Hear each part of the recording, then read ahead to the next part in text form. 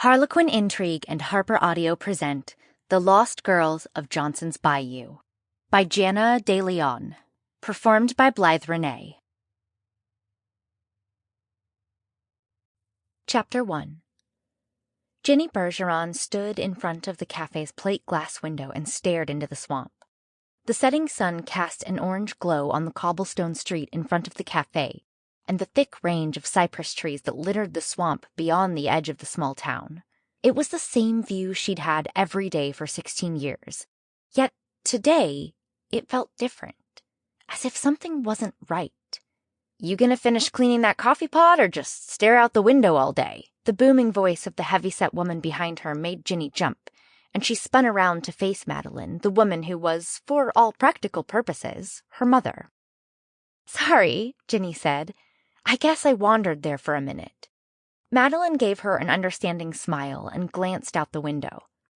"It's a beautiful sunset. I finished up in the back, so as soon as those coffee pots are washed, we can leave." She grabbed one of the pots off the warmer behind the counter. "Since you're up here lollygagging, I'll help."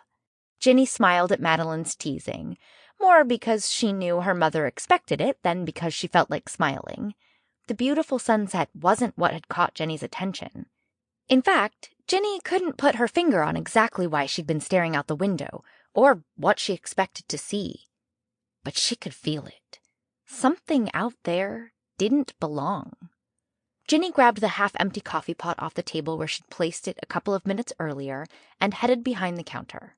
Madeline already had hot water running in the huge stainless steel sink, so Ginny poured out the old coffee and stuck the pot under the stream of water. Some of the steamy water splashed onto her bare hands, and she flinched. Her mother glanced over at her bare hands and shook her head, her expression one of long-standing exasperation worn by parents who'd told a child something over and over again in vain. "I have a pot roast in my crock pot," Madeline said. "Why don't you come over for dinner and a movie?" Great minds think alike. "I put a roast in my crock pot this morning." Madeline wiped the coffee pot with a clean rag and set it on the counter. "Well, if you're sure." "I'm sure," Ginny said, and placed her clean coffee pot on the counter next to her mother's. "I guess we'll both be eating pot roasts for a week, then." Madeline stared at her for a moment, the uncertainty clear on her face, but finally, being a parent, won out. "I worry about you spending so much time alone. You sure you're all right? You've seemed on edge lately." "I'm fine, and I'm perfectly happy alone. I have a good library of books," she smiled. "You ought to know since you gave me most of them." Madeline didn't look convinced. "A book isn't the same as having someone else around. Like a man? Then maybe I wouldn't worry as much." "Really? I haven't noticed that being a problem for you. In fact, in my years with you, I've never known you to even date." Madeline waved a hand in dismissal. "That's not the point.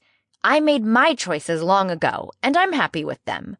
I had my run at that hill in my earlier years, enough to know it wasn't for me.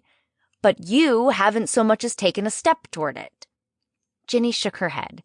"You know good and well that the only single men in Johnson's Bayou are under 10 or over 60. Which would you prefer I take up with? Ain't no one saying you got to remain here the rest of your life. That university in New Orleans wanted to give you a scholarship before. I bet you could get one again." "And do what?" "Leave. Leave all this behind and start a new life. A good life." Ginny placed a hand on Madeline's arm. "I have a good life. Maybe someday I'll want something different. Something else. But for now, this is what's right for me." Madeline sighed and kissed Ginny's forehead. "All right, then. I'll see you tomorrow morning. Ought to be a busy one with everyone in town preparing for the fall festival." Ginny nodded, then followed Madeline to the front door of the cafe and locked it behind her. Ginny gave the cafe a final glance to make sure everything was in order, then hurried up the staircase at the back of the cafe kitchen to her apartment. The apartment consisted of a small living area, an even smaller bedroom, and a tiny kitchenette and bathroom. Madeline had provided her with a worn couch that Ginny had recovered in coarse fabric with light blue and white stripes. An old 19-inch television sat across from the couch on a stand with peeling paint that Ginny had bought at a garage sale Sample complete. Ready to continue?